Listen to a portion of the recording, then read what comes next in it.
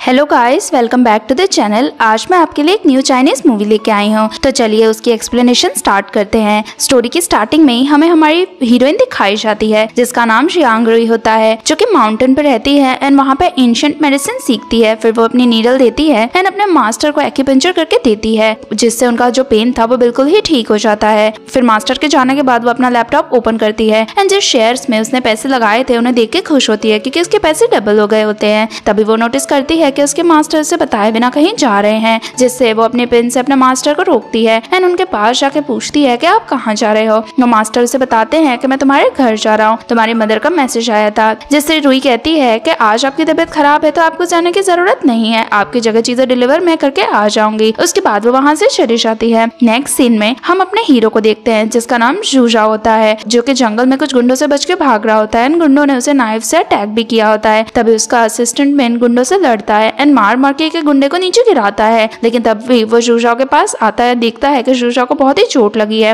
वो कहता है कि हमारे लिए हेल्प यहाँ पे आ ही रही होगी। लेकिन तभी उसी फॉरेस्ट में रुई भी आ जाती है। दोनों की नजर रुई पे पड़ती है। मिन कहता है कि ये भी हमारे लिए एक थ्रेट हो सकती है, जिससे जाके दोनों ही रुई को अटैक करते हैं। जूजा रुई को पकड़ लेता है और कहता है कि ये एक वीक वुमन है, ये हमारा कुछ भी नहीं कर पाएगी। ये सुनते ही रुई को तो गुस्सा आता है। फिर जैसे ही मैंने उस पर अटैक करने ही वाला था, रुई अपनी पावर से उसे नीचे गिरा देती है। देन फिर वो जूजा को भी मारती है एंड उसके ऐसे पॉइंट्स पे मारती है जिससे उसकी पूरी बॉडी पैरालाइज हो जाती है। मिन पूछता है कि तुमने मेरे मास्टर के साथ क्या किया, ये उन्हें क्या हो गया। लेकिन रुई कहती है कि तुम लोग मुझे विलन समझ ही रहे हो, मैं तो तुम दोनों को हार्म भी नहीं पहुंचाना चाहती हूँ। मिन उसकी बातों पे बिलीव नहीं करता है, जिससे वो जूजा से कहती है कि अगर तुम्हें मुझ पर ट्रस्ट है तो मैं तुम्हारी हेल्प कर सकती हूँ, लेकिन उसके लिए तुम्हें 2 बार ब्लिंक करना होगा। मिन उसे ऐसा करने से मना करता है, लेकिन जूजा उसकी बात सुने बिना 2 बार ब्लिंक करता है। वैसे ही रुई उसके दूसरे पॉइंट्स पे मारती है तो जूजा को अपनी बॉडी पे वापस से कंट्रोल हो जाता है। फिर रुई चेक करती है कि जूजा को क्या हुआ, जहाँ उसे पता चलता है कि जूजा की बॉडी में किसी ने पॉइजन डाला है। जिससे तो वो जूजा से कहती है कि तुम मेरा ब्लड पी लो। ये सुनते ही मिन कहता है कि तुम्हारा ब्लड भला मेरे मास्टर क्यों पियेंगे, तुम ये फालतू बातें क्यों कर रही हो। रुई कहती है कि मेरा ब्लड एंटीडोट है, इससे जूजा एकदम ही ठीक हो जाएगा। लेकिन मिन इसकी बातों पे बिलीव नहीं करता है एंड उसे अपोज करता है। गुस्सा आकर रुई उसके पॉइंट्स पे मारती है, जिससे तो मिन कुछ बोल ही नहीं पाता है। देन फिर उसके बाद जूजा रुई का ब्लड पीता है एंड ब्लड पीते ही उसके बॉडी में से सारा ही पॉइजन बाहर चला जाता है। देन फिर वो लोग नोटिस करते हैं कि जूजा के जितने ही वुंड्स थे वो भी सब ठीक हो जाते हैं। जूजा तो रुई को देखता ही रह जाता है क्योंकि उसे तो बिलीव नहीं होता है कि ऐसा भी हो सकता है। देन फिर रुई वहाँ से जाने वाली होती है तो वो रुई के सामने आता है एंड उसे थैंक यू कहता है। रुई कहती है कि इसकी कोई जरूरत नहीं है। फिर वो रुई को अपना कार्ड देता है और कहता है कि इसमें बहुत पैसे हैं, तुम्हें जितने भी पैसे चाहिए तुम ले सकती हो। लेकिन रुई कहती है कि मैंने तुम्हारी हेल्प पैसों के लिए नहीं करी, अगर तुम्हें मेरी हेल्प करनी है तो तुम बता दो कि यहाँ से लिन मेंशन का रास्ता कहाँ है। जिससे जूजा उसे रास्ता बता देता है तो रुई उन्हें बाय करके वहाँ से चली जाती है। फिर जूजा कहता है कि अगर ये लिन मेंशन जा रही है तो ये जरूर लिन फैमिली की ही डॉटर होगी और उनके घर में तो बस एक ही लड़की है जिसका नाम जिनयू है, तो मतलब ये यही है। अगर उसे मुझसे पैसे नहीं चाहिए तो क्या हुआ, मैं ग्रेटफुल हूँ ये बताने के लिए, मैं उसके लिए गिफ्ट जरूर भेजूंगा। यहाँ पर हम शुही को देखते हैं जो कि रुई की मदर होती है। वो रुई के लिए फूड के पिक्चर क्लिक करके उसे भेज ही रही होती है। तभी पीछे से हाओ तियान एंड जिन्यो आ जाते हैं, जो कि दोनों उससे कहते हैं कि तुम्हारी बेटी तो यहाँ नहीं आने वाली है, तो अब तुम्हारा इस घर में रुकने का इरादा कब तक है। शुही कंफ्यूज होती है। जिन्यो आके उसे कहती है कि अब आपका सक्सेसर कोई और नहीं है, इसलिए अब आपको ये घर मेरे नाम कर देना चाहिए। लेकिन तभी पीछे से रुई आ जाती है और कहती है कि मेरी मदर की डॉटर मैं हूँ, क्या ये तुम भूल चुकी हो। उसे देखकर जिन्यो एंड हाओ तियान तो शॉक रह जाते हैं। शुही बहुत खुश होती है और यहाँ पर जिन्यो अपने फादर से पूछती है कि अगर अब ये वापस आ गई है तो ये घर हमें नहीं मिलेगा क्या। तो हाओ तियान कहता है कि तुम इसकी चिंता मत करो, ये तो माउंटेन पर रहने वाली सिली गर्ल है, इसे भला यहाँ की चीजों के बारे में कैसा पता होगा, हम इससे घर ले लेंगे। जिसके बाद हाओ तियान रुई से कहता है कि हमें तुम्हारी बहुत याद आई, तुम जब से इस घर को छोड़ के गई हो तब से तो हम तुमसे मिले भी नहीं हैं। रुई कहती है कि अगर आपको याद आई तो आप लोगों ने एक भी बार मुझे कॉल तो किया ही नहीं। जिससे हाओ तियान कहता है कि तुम्हें तो पता है कि मैं काम में कितना बिजी हूँ, इसीलिए मुझे बिल्कुल भी टाइम नहीं है तुम्हें कॉल करने के लिए। रुई कहती है कि आप लोगों को कॉल भी करने की जरूरत नहीं है और आपको मेरा घर लेने की भी जरूरत नहीं है। जिससे हाओ तियान कहता है कि ये घर लीगली हमारा है, इसलिए हम लेना चाहते हैं। रुई कहती है कि ये घर आपका कैसे हो सकता है, ये घर मेरे फादर ने खरीदा था, इसलिए उनकी डेथ के बाद ये घर मुझे मिलना चाहिए। और ऐसा कहकर रुई पेपर्स फाड़ देती है। हाओ तियान कहता है कि तुम्हारी ग्रैंड मदर ने विल बनाई थी जिसमें उन्होंने ये घर मेरी बेटी के नाम पे किया था। रुई वो विल देखती है लेकिन उसे तो बिलीव ही नहीं होता कि उसकी ग्रैंड मदर ऐसा भी कर सकती है। जिससे वो कहती है कि मैं जाके ग्रैंड मदर से इस बारे में बात करूंगी करूंगी। शुई हुई उसे रोकती है और उसे बताती है कि कुछ टाइम पहले तुम्हारी ग्रैंड मदर का एक्सीडेंट हो गया था जिससे वो कोमा में चली गई हैं। रुई को तो बिलीव नहीं होता एंड वो ग्रैंड मदर को देखने जाती है जहाँ पे एक डॉक्टर ऑलरेडी उनका इलाज कर रहा था। रुई ग्रैंड मदर को टच करने ही वाली थी लेकिन तभी हाओतियान एंड डॉक्टर उसे रोकते हैं और कहते हैं कि ग्रैंड मदर की कंडीशन अभी अच्छी नहीं है, इसलिए हमें उन्हें परेशान नहीं करना चाहिए। रुई कहती है कि मैं उन्हें ठीक कर सकती हूँ, लेकिन शुई भी उसे मना करती है और कहती है कि अब तुम्हारी ग्रैंड मदर को बचाना इम्पॉसिबल है। लेकिन रुई कहती है कि मॉम आप मेरे पे बिलीव करो, मैं ग्रैंड मदर को ठीक कर सकती हूँ। देन फिर वो अपनी एक्यूपंक्चर वाली नीडल्स निकालती है एंड ग्रैंड मदर को टच करने ही वाली थी, लेकिन तभी हाओतियान उसे रोकता है। जिन्यू कहती है कि इसे जो करना है वो करने दो, वैसे भी इसका कोई भी चीज काम नहीं आने वाली है। लेकिन शुई भी उसे रोकती है और कहती है कि ग्रैंड मदर को परेशान मत करो। जिन्यू कहती है कि आंटी से जो करना है कर लेने दो, अगर हमारी ग्रैंड मदर को होश नहीं आया फिर तो इसे ये घर हमारे नाम करना ही पड़ेगा। हाओतियान भी कहता है कि जल्दी जो करना है करो, फिर हमारे घर से निकल जाना। जिससे रुई अपने अंकल से कहती है कि ये कोइंसिडेंस कैसे हो सकता है कि जैसे ही ग्रैंड मदर की तबीयत खराब हुई वो कोमा में चली गई, वैसे ही घर तुम्हारा हो गया। कहीं ग्रैंड मदर की ऐसी हालत में तुम लोगों का ही तो हाथ नहीं है। जिन्यू कहती है कि तुम कंट्री साइड में रहती हो, तुम्हें क्या पता सिटी में किस तरह से काम होता है, इसीलिए तुम चुपचाप अपना काम करो, यहाँ से चली जाओ। शुई हुई भी रुई को रोकने की कोशिश करती है, लेकिन रुई अपनी एक्यूपंक्चर वाली नीडल्स निकालती है एंड ग्रैंड माँ को उससे टच करके देती है। लेकिन तभी ग्रैंड माँ की हार्ट बीट बंद हो जाती है, जिससे शुई हुई तो रोने लगती है। पर जिन्यू एंड हाओतियान तो खुश हो जाते हैं कि फाइनली घर उनका हो गया। रुई अपनी मदर से कहती है कि 5 मिनट में ग्रैंड माँ को होश आ जाएगा, आप चिंता मत करो। जिसके बाद जिन्यू एंड हाओतियान भी रोने का नाटक करने लगते हैं और कहते हैं कि हमारी मदर की डेथ रुई की वजह से ही हुई है। फिर हाओतियान रुई से कहता है कि अब तुम इस घर से निकल जाओ, अब ये घर तुम्हारा नहीं है। रुई कहती है कि सिर्फ 5 मिनट में ग्रैंड माँ को होश आ जाएगा, लेकिन हाओतियान कहता है कि हम तुम्हें अब इस घर में नहीं देखना चाहते हैं एंड अपने गार्ड्स को बुलवा के उसे वहाँ से धक्के मारने के लिए कहता है। लेकिन उसी टाइम पे ग्रैंड माँ को होश आ जाता है, जिससे तो डॉक्टर को बिलीव नहीं होता कि ग्रैंड माँ को होश आ गया और वो कहता है कि ये तो एक मिरेकल है। ग्रैंड माँ उठते ही पूछती है कि मेरी रुई को बुली कौन कर रहा है। हाओतियान को तो बिलीव नहीं होता कि उसकी मदर जिंदा हो गई है। जिसके बाद वो रुई को बचाती है, उसे हक करती है। फिर हाओतियान पे गुस्सा करती है कि तुम्हारी हिम्मत कैसे ही मेरे बेहोश होने पर रुई एंड उसकी मदर को इस तरह बुली करने की। रुई अपनी ग्रैंड माँ को कहती है कि अंकल ने मुझे बताया कि आपने विल में ये घर उनके नाम कर दिया है, जिस पे मिस लिन मना करती है और कहती है कि ये घर सिर्फ तुम्हारा है, भला मैं हाओतियान के नाम पे क्यों करूंगी। उसके बाद रुई वो विल लेके ग्रैंड माँ को देती है। ग्रैंड माँ देखती है और कहती है कि ऐसा तो मैंने कोई भी विल नहीं लिखी थी। हाओतियान फिर कहता है कि मैं तो ये सब मजाक कर रहा था, मेरी नीस इतने टाइम बाद घर आई थी इसलिए मैं सिर्फ इसके साथ ये सब कुछ मस्ती कर रहा था। ग्रैंड माँ को गुस्सा आता है, वो कहती है कि तुम घर के बड़े हो और तुम इस तरह से बिहेव करते हो। लेकिन शुई हुई उसे शांत रहने के लिए कहती है, जिससे वो भी शांत हो जाती है। जिन्यू फिर ग्रैंड मदर के पास आती है, लेकिन ग्रैंड मदर उसे इग्नोर करके रुई से कहती है कि तुम बहुत दिन बाद घर आई हो, इसलिए अब कुछ दिन घर पे ही रुकना, जिस पर वो अग्री करती है।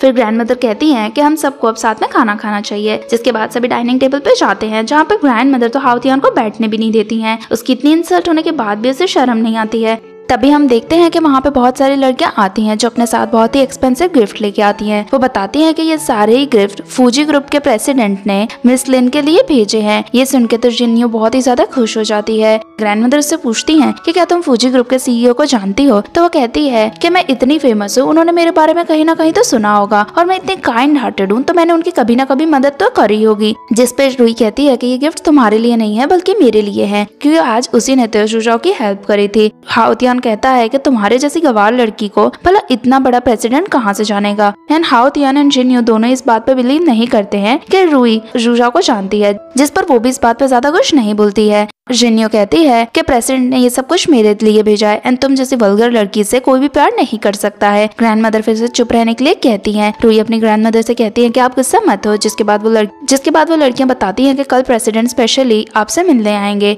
ये सुनकर तो जिन्यू बहुत ही ज्यादा खुश हो जाती है। उन लड़कियों के जाने के बाद जिन्यू रुई से कहती है कि जब कल प्रेसिडेंट यहाँ पे आएंगे तो तुम यहाँ पे मत रहना, मैं नहीं चाहती हूँ कि वो तुम्हारा फेस देखे। रुई कहती है कि ये मेरा घर है, तो अगर किसी को प्रॉब्लम है तो तुम यहाँ से चले जाना। दोनों की बहस होने लगती है तो शुई हुई रुई को ही चुप रहने के लिए कहती है, जिससे गुस्सा होकर रुई वहाँ से चली जाती है। अगले सीन में रुई अकेले बैठ के ड्रिंक कर रही थी और अपने फादर को याद कर रही थी। तभी वहाँ पे जुशाओ आ जाता है एंड उसे पूछता है कि तुम यहाँ पे अकेले क्या कर रही हो। वो कहती है कि मेरा ड्रिंक करने का मन था। फिर जुशाओ से कहता है कि लाओ मैं तुम्हारे लिए ड्रिंक बना के देता हूँ। लेकिन रुई कहती है कि तुम अभी हील हो रहे हो, इसीलिए तुम्हें अल्कोहल पीने की जरूरत नहीं है। जुशाओ कहता है कि तुम ऐसी फर्स्ट लड़की होगी जिसने मुझे ड्रिंक के लिए रिजेक्ट किया है। फिर वो पूछती है कि जिन लोगों ने तुम पे अटैक किया था उनका क्या हुआ। जुशा बताता है कि उन सभी को पुलिस ले गई। फिर वो रुई के क्लोज आता है, उसे किस करता है। रुई कहती है कि तुम मुझे थ्रेटन कर रहे हो, तो वो मना करता है और कहता है कि मैं तुम्हें थैंक यू कहना चाहता हूँ क्योंकि तुमने मेरी हेल्प करी थी। फिर रूही पूछती है कि ये कपड़े तुम किसके लिए लेके आए हो। शुजाओ कहता है कि तुमने मेरी इतनी हेल्प करी तो मैं तुम्हारे लिए थोड़ा कुछ तो कर ही सकता हूँ, इसलिए थैंक यू कहने के लिए मैं ये कपड़े लेके आया हूँ। जिससे रूही भी उससे थैंक्स कहती है। तभी शुजाओ को उसकी कंपनी से फोन आता है जहाँ पे बताया जाता है कि कल स्टॉक मार्केट थोड़ा सा हिलने वाला है क्योंकि जियांग ग्रुप अपने सारे ही शेयर्स को मार्केट में निकाल रहा है। लेकिन रूही शुजाओ को एडवाइस करती है कि उसे शेयर्स नहीं खरीदने चाहिए वरना उसकी कंपनी के लिए सही नहीं रहेगा। शुजाओ से पूछता है कि तुम्हें शेयर्स के बारे में कैसे पता है। रूही कहती है कि मेरे फादर बिजनेसमैन थे और उन्होंने मुझे ये सब कुछ सिखाया है। फिर रूही शुजाओ से कहती है कि तुम्हें अभी भी चोट लगी है इसलिए तुम्हें अपनी केयर करनी चाहिए और ऐसा कहकर वहाँ से चली जाती है। जब उसे जाते हुए शुजाओ देख ही रहा था तभी शुजाओ का एक फ्रेंड वहाँ पे आ जाता है जिससे कहता है कि ये लड़की कौन है जिसके साथ तुम टाइम स्पेंड कर रहे हो। शुजाओ कहता है कि ये बहुत ही स्पेशल लड़की है। वो लड़का कहता है कि मुझे नहीं पता था कि तुम किसी को डेट कर रहे हो वरना मैं तुम्हें जरूर किसी अच्छी लड़की से मिलवाता। जिस पर शुजाओ कहता है कि तुम्हारे पसंद की तो मुझे किसी भी लड़की से नहीं मिलना, जिससे उसका फ्रेंड भी हंसता है। दूसरी तरफ हम रूही को देखते हैं जो घर में अपने फादर के बैंक अकाउंट को चेक करती है लेकिन उसे पता चलता है कि उसके फादर का बैंक अकाउंट पूरा ही खाली है, जिससे वो समझ जाती है कि इतने टाइम तक वो घर पे नहीं थी तब तक उसके अंकल एंड कजिन ने कुछ जरूर करा है। नेक्स्ट मॉर्निंग शूही घर की सफाई कर रही होती है तभी जिन्यू वहाँ पे एक्सपेंसिव वाइन देखती है और कहती है कि ये वाइन तो तब की है ना जब रूही के बर्थ हुआ था और ये मेरे अंकल ने बनाई थी। जिस पर वो हाँ करती है। जिन्यू कहती है कि ये वाइन आप मुझे दे दो लेकिन शूही कहती है कि ये वाइन हमारी रूही की डाउरी के लिए है। जिस पे हाउतियान गुस्सा करता है और कहता है कि मेरी बेटी ने तुमसे एक वाइन मांगी तुम वो भी नहीं दे सकती हो और तुम्हारी बेटी से कौन शादी करेगा जो तुम उसे इतनी एक्सपेंसिव वाइन दोगी। शूही कुछ कह पाए उसके पहले जिन्यू आती है और कहती है कि आपको तो पता ही है कि मेरे लिए आज यहाँ पे फ्रूजी के प्रेसिडेंट आने वाले हैं और अगर हम उन्हें इतनी एक्सपेंसिव वाइन प्रेजेंट करेंगे तो उन्हें बहुत ही ज्यादा अच्छा लगेगा, इसलिए आप ये वाइन मुझे दे दो। लेकिन तभी गुस्सा करके रूही वहाँ पे आती है जो अपने डेड फादर की एशेस का टैबलेट भी लेके आती है। हाउतियान वो टैबलेट देख के गुस्सा करता है और कहता है कि तुम इस टैबलेट को यहाँ पे क्यों लेके आई हो। जिन्यू भी फिर रूही से कहती है कि तुम ये टैबलेट लेके यहाँ से चली जाओ। रूही कहती है कि ये घर मेरा है और मेरा जो भी मन होगा वो मैं यहाँ पे लेके आऊंगी। हाउतियान उस पर गुस्सा करता है और उसे वहाँ से जाने के लिए कहता है लेकिन रूही तो डाइनिंग टेबल पे बैठ जाती है, टैबलेट भी वहीं पर रख लेती है। हाउतियान कहता है कि प्रेसिडेंट के सामने मैं तुम्हें नहीं आने दूंगा। शूही भी रूही से कहती है कि इन्हें परेशान मत करो और तुम अपने रूम में चली जाओ। लेकिन रूही कहती है कि प्रेसिडेंट जिन्यू से नहीं बल्कि मुझसे मिलने आ रहा है। ये सुनते ही हाउतियान तो गुस्सा करता है। फिर हाउतियान एंड जिन्यू दोनों ही मिलकर रूही को वहाँ से हटाने की कोशिश करते हैं लेकिन उसके अंदर तो एंशिएंट मेडिसिन की पावर होती है इसलिए तो वो लोग उसे हिला भी नहीं पाते हैं। तभी हाउतियान अपने गार्ड्स को बुलाता है और कहता है कि रूही को यहाँ से ले जाओ। उस सेम टाइम पे वहाँ पे शुजाओ भी आ जाता है और कहता है कि किसकी हिम्मत हुई इसे टच करने की। उसे देख के हाउतियान तो उसे वेलकम करता है। जिन्यू भी उसके पास जाके कहती है कि आपने मुझे पहचाना क्या, लेकिन शुजाओ तो उसे इग्नोर करता है एंड रूही के पास आके पूछता है कि तुम ठीक तो हो ना। तो रूही कहती है कि ये लोग मेरा कुछ नहीं बिगाड़ सकते हैं। शुजाओ कहता है कि ऑब्वियसली तुम इतनी स्ट्रॉन्ग जो हो। फिर वो सबसे पूछता है कि यहाँ पे क्या हो रहा है। हाउतियान कहता है कि ये लड़की माउंटेन्स पे रहा करती थी और पता नहीं अब ये यहाँ पे क्या लेने आई है, इसीलिए हम बस इसे कह रहे हैं कि जब तक आप घर में हो तब तक ये यहाँ से चली जाए ताकि आप अपसेट ना हो। जिन्यू भी कहती है कि ये एक नंबर की गवार है, इसीलिए मैं नहीं चाहती थी कि आप इसका फीस। फिर वो अपने गार्ड्स को ऑर्डर करती है कि वो रूही को बाहर निकाल दे, लेकिन तो सबके सामने शुजाओ कहता है कि अगर किसी ने भी रूही को हाथ लगाया तो उसके लिए अच्छा नहीं होगा। मैं यहाँ पे उसी से तो मिलने के लिए आया हूँ। जिस पर हाउतियान कहता है कि आप तो लिन जिन्यू से मिलने आए थे और मेरी तो एक ही डॉटर है और वो ये है। जिस पर वो रूही से पूछता है कि क्या तुम्हारा नाम जिन्यू नहीं है, तो वो मना करती है और कहती है कि मेरा नाम रूही है। जिन्यू कहती है कि आपको मिस्टेक हुई होगी, आप मुझे ढूंढ रहे थे, मैं इस घर की एल्डेस्ट डॉटर हूँ। लेकिन जिन्यू कहता है कि मैं तुम्हें नहीं, मैं रूही को ही ढूंढ रहा था, उसने मेरी हेल्प करी थी। जिस पर जिन्यू पूछती है कि उसने भला आपकी क्या हेल्प करी होगी। फिर जिन्यू से कहता है कि क्या तुमने रूही को बेवकूफ कहा था, तो वो मना करती है और कहती है कि मुझसे गलती हो गई होगी और ऐसा कहकर खुद ही को स्लैप करती है। हाउतियान तो शौक रह जाता है। फिर वो भी शुजाओ से कहता है कि हमसे कुछ गलती हो गई होगी। फिर रूही उन दोनों से कहती है कि आज के बाद अगर तुमने मेरी मदर को परेशान किया या मेरे फादर के इनहेरिटेंस लेने की कोशिश करी तो तुम्हारे लिए बिल्कुल भी अच्छा नहीं होगा। जिन्यू शुजाओ से पूछती है कि आप मेरे कजिन को कैसे जानते हो, तो शुजाओ कहता है कि उसने मेरी जान बचाई थी। सब कंफ्यूज होते हैं तो वो कहता है कि उसके ब्लड की वजह से। रूही उसे चुप रहने के लिए कहती है, लेकिन शुजाओ उसके मुंह पे हाथ रखता है और कहता है कि रूही के अंदर रॉयल ब्लड है और उसने मेरी जान बचाई है, इसीलिए मैं यहाँ पे उसे जॉब ऑफर करने आया हूँ। हाउतियान कहता है कि आपको जरूर कुछ मिस्टेक हो रही होगी, रूही तो माउंटेन्स में रहती थी, उससे भला मनी के बारे में क्या पता होगा जो वो मनी मैनेज कर पाएगी। लेकिन शुजाओ कहता है कि मुझे पता है कि मैंने किस पर्सन को चूज करा है और रूही को क्या काम आता है। फिर वो रूही को कहता है कि क्या तुम मेरी कंपनी में फाइनेंशियल एडवाइजर का काम करना पसंद करोगी, जिस पर रूही भी अग्री करती है और मन में सोचती है कि मैं जब तक यहाँ पे जॉब करूंगी तब तक मैं मेरे फादर के बैंक अकाउंट के साथ क्या हुआ ये भी पता लगा पाऊंगी। उसके बाद रूही पूछता है कि ये टेबल पे क्या रखा है। रूही बताती है कि ये मेरे फादर का टैबलेट है, जिससे वो वहाँ पे उन्हें रिस्पेक्ट पे करता है। फिर रूही को लेके वहाँ से चले जाता है। उनके जाने के बाद जिन्नी अपने फादर से पूछती है कि भला रूही ने ऐसा क्या किया होगा कि सीईओ उससे इम्प्रेस है। जहाँ पे हाउतियान कहता है कि वो इतने टाइम से माउंटेन में रहती थी और उसके पास पैसे भी नहीं थे, ऑब्वियसली उसने सीईओ को सिड्यूस करा होगा, जिस पर वो अग्री करती है। फिर वो कहती है तो आप क्या सीईओ कभी भी उसे नहीं छोड़ेंगे? तो उसके फादर कहते हैं कि ऐसा नहीं है, सीईओ को टाइम पास करने के लिए उस टाइप की लड़कियों की जरूरत होती है, लेकिन वो जब शादी करेंगे तो वो तुम्हारे जैसी किसी अच्छे घर की लड़की से शादी करेंगे ताकि उनकी रेपुटेशन अच्छी हो। जिससे तो जिन्नी डिसाइड करती है कि वो शू जाओ एंड रूही को अलग कर देगी।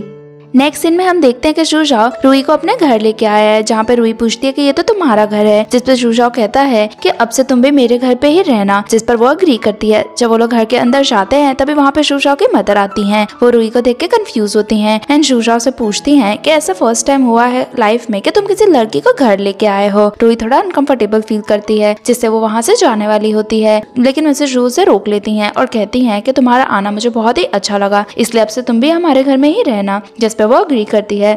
वहीं दूसरी तरफ हम जिन्नियों को देखते हैं जो कि जियानी ग्रुप में गई होती है इंटरव्यू के लिए, क्योंकि वो स्टॉक मार्केट का सबसे बड़ा ग्रुप होता है और वहाँ पे उसे जॉब भी मिल गई होती है, जिससे उसे अब ऐसा लग रहा था कि वो तो अब इजीली रूही को हरा देगी। नेक्स्ट सीन में रूही शू जाओ के घर पे डिनर कर रही थी, जहाँ पे आंशी दोनों से कहती है कि तुम दोनों कपल हो, ये चीज मुझे बहुत अच्छे से पता है, जिससे दोनों ही शर्मा जाते हैं। आंशी कहती है कि मैं तो कब से चाहती थी कि शू जाओ की कोई गर्लफ्रेंड हो और वो अपने गर्लफ्रेंड को हमारे घर लेके आए। तभी रूही को कंपनी से कॉल आता है, जहाँ पे उसे कॉन्ट्रैक्ट पेपर लाने के लिए कहा जाता है, जिससे वो कहती है कि मुझे काम से कंपनी जाना होगा। तो शू जाओ भी उसके पीछे पीछे जाने लगता है। यहाँ पे रूही जियानी कंपनी में जाती है, जहाँ पे जिन्नियो ऑलरेडी होती है, जो रूही को अंदर जाने से मना करती है और कहती है कि तुम अंदर क्यों जा रही हो। तो वो कहती है मैं मिस्टर जोंग से मिलने के लिए आई हूँ, जिस पर जिन्नियो कहती है कि मिस्टर जोंग तुम जैसी लड़कियों से नहीं मिलने वाले हैं और तुम यहाँ पे भला क्या लेने आई हो। तो कहती है कि मैं यहाँ पे कॉन्ट्रैक्ट पेपर लेके आई हूँ। जब जिन्नियो रूही के हाथ के कॉन्ट्रैक्ट पेपर देखती है तो वो लियानी ग्रुप एंड लिन ग्रुप के बीच के कोलैबोरेशन के होते हैं,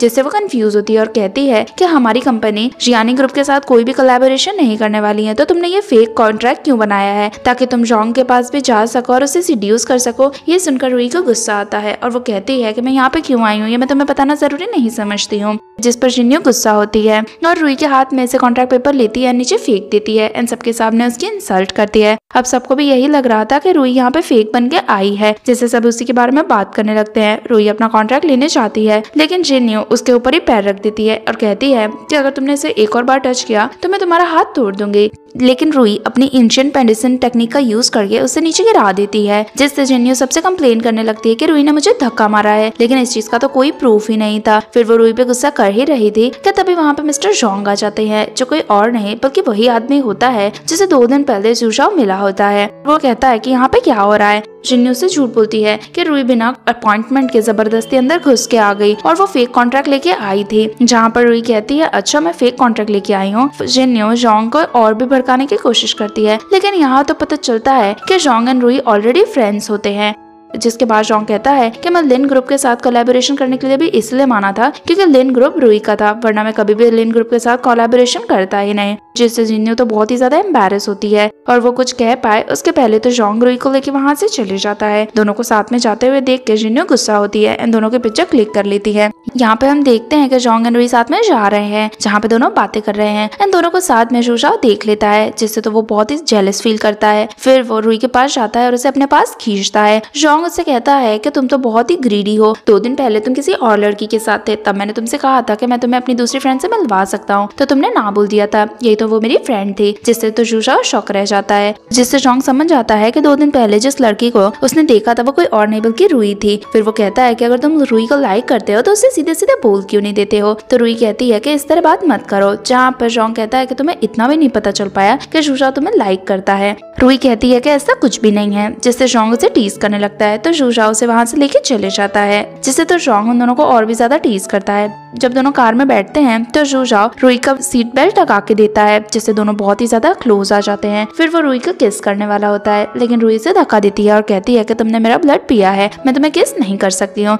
जूझाओ कहता है कि मैंने तुम्हारा ब्लड पिया है, इसका मतलब तो तुम्हें पक्का मुझे ही किस करना चाहिए। फिर वो उसे सॉरी कहती है, उसने उसे जोर से मारा। जूझाओ कहता है कि तुम्हें मुझे जितना मारना है तुम इतना मार लो, उससे मुझे फर्क नहीं पड़ता, लेकिन ये बात सच है कि मैं तुम्हें लाइक करता हूँ और मैं तुम्हारा बॉयफ्रेंड बनना चाहता हूँ। वो स्माइल करती है और कहती है कि चलो फिर घर चल के मेरी मॉम को ये गुड न्यूज दे देते हैं। वो खुश हो जाता है और कहता है कि उसके पहले मैं तुम्हारी मॉम के लिए कुछ गिफ्ट्स खरीदना चाहता हूँ, जिस पर वो भी एग्री करती है। जिसके बाद दोनों एक बहुत ही लग्जरियस शॉप में जाते हैं, जहाँ पे दोनों बहुत ही अच्छे अच्छे गिफ्ट्स खरीद रहे थे। तभी जूझाओ को किसी काम से थोड़ा साइड में जाना पड़ता है। तभी शॉपकीपर आती है और वहाँ का सबसे एक्सपेंसिव बैग रुई को दिखाती है, लेकिन सेम टाइम पे वहाँ पे जिन्यू भी आ जाती है और वो रुई से पूछती है कि तुम्हारे पास इतने पैसे कहाँ से आए हैं कि तुम इतना महंगा पर्स अफोर्ड कर सको। रुई कहती है कि मेरे पास पैसे कहाँ से आए कहाँ से नहीं आए, इससे तुम्हें क्या लेना देना है। जिन्यू कहती है कि इस शॉप में तुम जैसे लड़कियों को तो घुसने भी नहीं देना चाहिए, लेकिन तुम इतने सारे लड़कों को सिड्यूस करती हो तो जरूर उनमें से ही कोई तुम्हें यहाँ पे लेके आया होगा। रुई कहती है कि ऐसा बिल्कुल नहीं है, ये बैग मैं खुद अपने पैसों से खरीदूंगी। जिसके बाद वो अपना कार्ड निकालती है, जो कि ब्लैक गोल्ड कार्ड होता है जिसमें अनलिमिटेड पैसे होते हैं। ये देखकर तो जिन्यू बहुत ही शॉक हो जाती है और कहती है कि तुम्हारे पास ये कार्ड कहाँ से आया है। रुई बताती है कि मैं खुद मेरे पैसे कमाती हूँ, तब ये कार्ड मेरे पास आया है। फिर वो उसी कार्ड के थ्रू बैग खरीद लेती है। जिन्यू को तो बिलीव नहीं होता है कि रुई के पास ऐसा भी कोई कार्ड है, लेकिन फिर वो रुई की और भी ज्यादा इंसल्ट करती है और कहती है कि जरूर किसी लड़के को तुमने सिड्यूस करा होगा और उसी ने ये कार्ड तुम्हें यूज करने के लिए दिया है। गुस्सा होकर रुई इसे स्लैप करती है।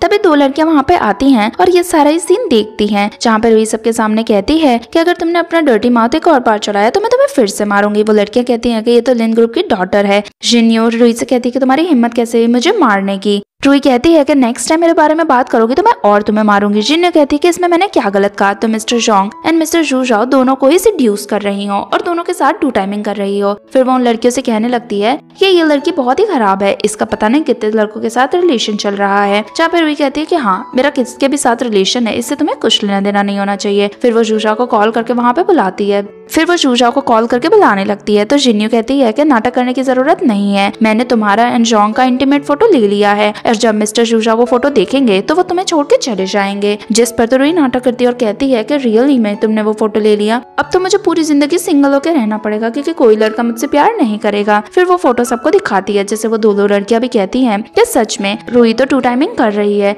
एंड देन फिर वो दोनों भी यही सोचती हैं कि जूझाओ आते ही रुई को धक्के मार के यहाँ से निकाल देगा। फिर रुई वापस से जूझाओ को कॉल करके बुलाती है, लेकिन तभी जूझाओ वहाँ पे आ जाता है। वो जैसे ही रुई के पास आता है तो जिन्यू कहती है कि मुझे आपको दिखाने के लिए एक फोटो है। फिर वो जोंग का एंड रुई का फोटो दिखाती है, जहाँ पर वो कंफ्यूज होता है तो रुई से इशारा करती है, जिससे वो सबके सामने रुई को चिपक जाता है एंड नाटक करने लगता है कि प्लीज तुमने भले मुझे टू टाइमिंग करी हो लेकिन मुझे छोड़ के मत जाना, जिससे सभी शॉक हो जाते हैं। रुई से कहती है कि तुम्हारी ओवर एक्टिंग कुछ ज्यादा ही हो गई। जिसके बाद जूझाओ जिन्यू से कहता है कि मेरे और रुई के बीच में आना बार बार बंद करो और अगर तुम बार बार रुई को हरास करोगी तो ये तुम्हारे लिए सही नहीं रहेगा। जिन्यू कहती है कि आपको नहीं पता लेकिन ये आपको चीट कर रही है। जिस पे जूझाओ उस पर गुस्सा करके कहता है कि रुई मेरी वाइफ है और अगर तुमने उसके बारे में एक और वर्ड खराब बोला तो अगली बार मेरा लॉयर तुम्हारे फादर से मिलने के लिए आएगा। फिर वो सबको अनाउंस कर देता है कि मैं सिर्फ रुई से ही प्यार करता हूँ, जिससे वो दोनों लड़कियां तो कहती हैं कि जिन्यू बहुत ही बड़ी लायर है, इसीलिए ऐसे रूमर स्प्रेड कर रही है और फिर वो दोनों वहाँ से चली जाती है।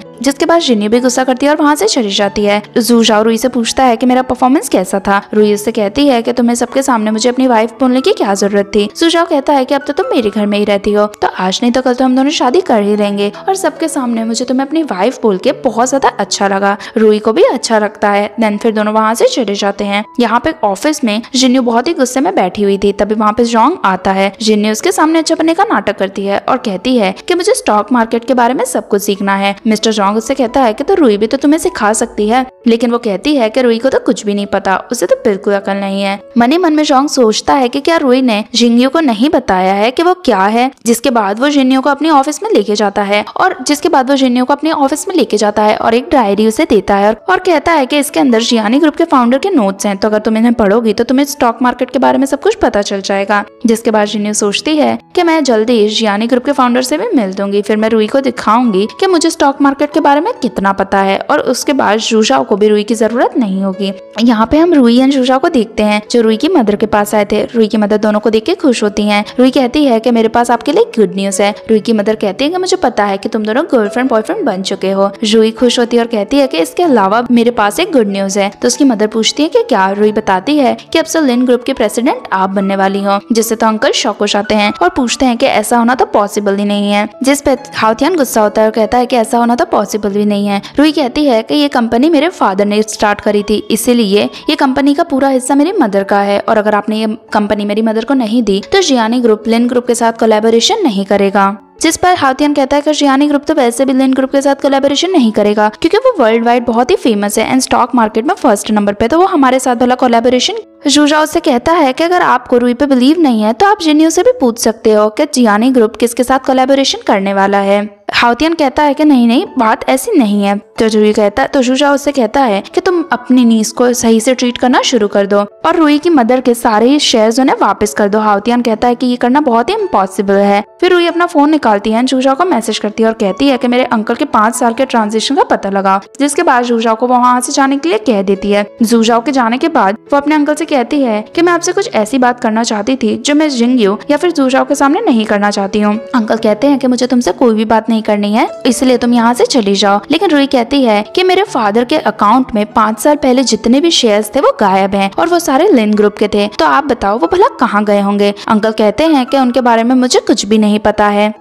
रूही भी रूही से कहती है कि तुम अपने अंकल से इस तरह से बात मत करो। रूही कहती है कि मैं झूठ नहीं बोल रही हूँ, आप अंकल से पूछो कि शेयर्स कहाँ हैं। जिससे शुई हुई अपने भाई से पूछती है कि तुमने उन शेयर्स का क्या किया। हाउतियान कहता है कि सच में मुझे उन शेयर्स के बारे में कुछ भी नहीं पता है। लेकिन रूही कहती है कि आप सही से बताओ वरना आपके लिए अच्छा नहीं होगा। सेम टाइम पे वहाँ पे जिंगयू आ जाती है। रूही से कहती है कि अब तुम मेरे फादर से इस तरह बात मत करो वरना तुम्हारे लिए अच्छा नहीं रहेगा। जिस पे वो कंफ्यूज होती है तो वो कहती है कि जियानी ग्रुप के जो फाउंडर हैं उन्होंने अपनी पर्सनल डायरी मुझे दी है, अब उसके थ्रू मैं स्टॉक मार्केट के एक्सपर्ट बन जाऊंगी, इसीलिए तुम्हारे लिए अब यही सही रहेगा कि तुम मेरे सामने ज्यादा मत बोलो। हाउतियान भी वो डायरी देख के कहता है कि लिन ग्रुप का नाम सिर्फ एक लड़की अच्छा कर सकती है और वो है जिन्नियो। जैसे ही वो डायरी रूही देखती है वो हंसती है क्योंकि ये डायरी रूही की होती है जिसमें सिर्फ उसने अपने पर्सनल शॉपिंग की चीजें लिखी होती हैं। और एक दिन जब वो लिख रही होती है तभी जोंग उसके हाथ में से ये डायरी लीक गया था। यहाँ रिवील होता है कि जियानी ग्रुप के फाउंडर कोई और नहीं बल्कि रूही है। और रूही जब ये बात अपने अंकल एंड जिन्नियो को बताती है तो उन्हें तो बिलीव ही नहीं होता है कि रूही दरअसल में जियानी ग्रुप की फाउंडर है। वो उसे कहते हैं कि तुमने तो कॉलेज के एंट्रेंस एग्जाम भी पास नहीं कर पाई थी और इतने टाइम से तुम माउंटेन में रहती थी, तुम्हें क्या पता कि पैसे किस तरह कमाए जाते हैं। रूही कहती है कि आप लोगों को भले बिलीव हो या नहीं बिलीव हो लेकिन जियानी ग्रुप की फाउंडर मैं ही हूँ। फिर वो उन्हें अपने फोन में स्टॉक मार्केट का पेज पे दिखाती है जिससे तो वो लोग बहुत ही ज्यादा शॉक हो जाते हैं। फिर वो इनसे कहती है कि अब आपको